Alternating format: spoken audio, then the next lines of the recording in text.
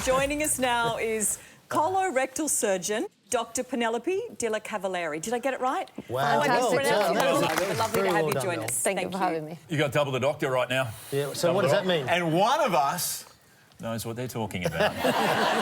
What would you call two doctors in the house? I would call two doctors a waiting room? No. Oh, nice. Two very tired people from studying a lot. I can imagine. Right, yes. No. Stressed, tired, but thank goodness you're here. Because Penelope is a spokesperson for Bowel Cancer Australia.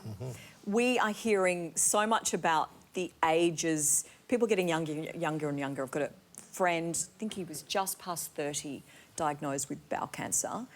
What's happening? Absolutely. Unfortunately, since the 2000s, the rising rate of bowel cancer in early onset or younger than 50 has really, really skyrocketed. And in particular, those under 50, if you are 40 or younger nowadays, you have double the chance of developing bowel cancer since the 2000s. And this is something that, you know, maybe the community doesn't even know, and we need to raise awareness for. And in particular, with our GP specialists, with our primary health physicians, and with the community in general. And we're not doing so great in Australia when it stacks up in the world, are we? We don't. Unfortunately, Australia has the highest rates of bowel cancer and also, therefore, early onset of bowel cancer. And so we should be, when we go to the toilet, we should be looking at our poo. Is that right? Absolutely. And you should use the word bowel to remember the symptoms. B for blood, never, never, ever normal. You need to have it checked. Always for an obvious change in your bowel habits, and it can be diarrhea to constipation and it stays and stuck in your routine. W for weight loss or appetite loss. E for extreme tiredness. Unfortunately, we're always tired, particularly women. Who is not tired?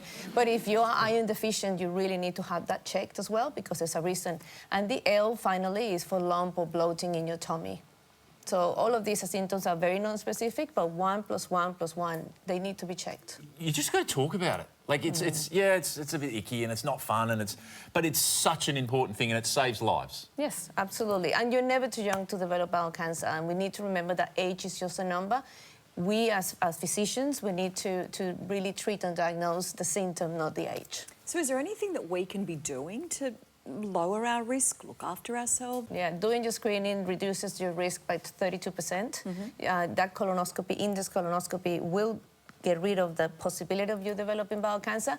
And if on top of that you also change your lifestyle and follow a diet lower in meat, high in fiber, and do your exercise and limit your alcohol, you can actually reduce your risk even by 61%. So there's lots of things we can do, and you can go to Bowel Cancer Australia website and you can see lots of information there. And I think the thing is that what people don't understand is that those lifestyle changes and the genetics, so I have a very strong family history, unfortunately. My auntie, my grandfather both died from bowel cancer. So I guess that's the other thing, is understanding your family history and where your risk profile sits, so that you can, you know, again, know where your risk is and be, you know, proactive about it. Three main things: know your symptoms, know your family history of both bowel cancer, and if they require regular colonoscopies, it's really important because they have polyps.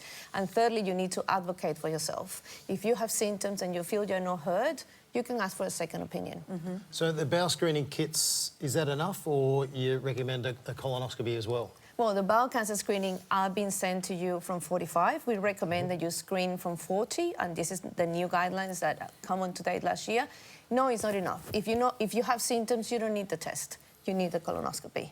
If you have no symptoms and you're at the age, you need the test. So important, not just for us, it's so important for your friends, your family, to stay on top of it. But I've heard there's a pill that you can take that when you have a little bit of gas, fart, it can actually make your farts smell like roses.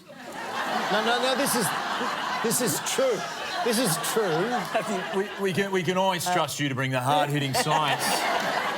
No, a French man developed a pill, and it makes your farts smell like roses. Is that true or not? Well, or am I losing the plot? That will make my colonoscopy list much more nicer.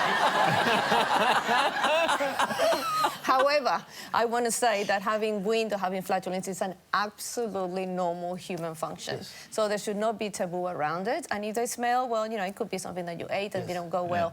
It's important to never take things just because an influencer talks about it. You need to look at the evidence. I mean, weirdly, I can smell roses right now.